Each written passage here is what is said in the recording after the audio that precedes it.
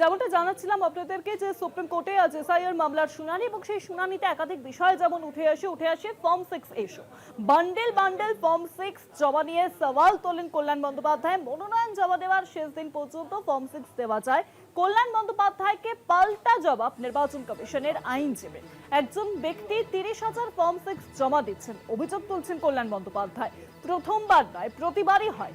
আপনারা আপত্তি জানাতে পারেন। ফর্ম 6 নিয়ে পর্যবেক্ষণ প্রধান বিচারপতি সূর্যকান্তের। নতুন অন্তর্ভুক্তির বিষয়টি বুথ অনুযায়ী জানানো হোক, সুপ্রিম কোর্টে আবেদন কল্যাণ বন্দ্যোপাধ্যায়।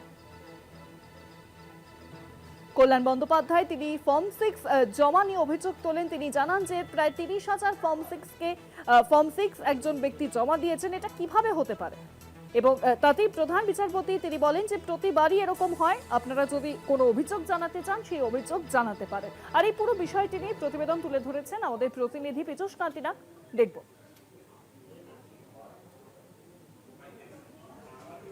প্রধান বিচারপতি সূর্যকান্তের কাছে আইনজীবী কল্যাণ বন্দ্যোপাধ্যায় দাবি করেন যে রাজ্যের প্রায় 30,000-এর মতো ফর্ম 6 জমা পড়েছে এবং এক একজন ব্যক্তি 30,000 ফর্ম জমা দিচ্ছে।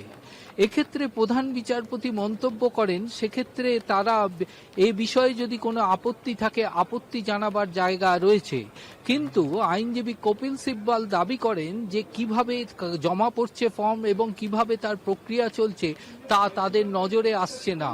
আইনজীবী কল্যাণ বন্দ্যোপাধ্যায়ের দাবি ছিল যে বুথভিত্তিক যদি এই বিষয়টি করা হয় তাহলে তাদের নজরে আসবে এবং সেক্ষেত্রে তারা সেখানে সেই প্রতিবাদ জানার পত্র জমা দেওয়ার জায়গা থাকবে। ক্যামেরায় সন্দীপ সোমের সঙ্গে পীযূষ কান্তি নাগ, কলকাতা টিভি।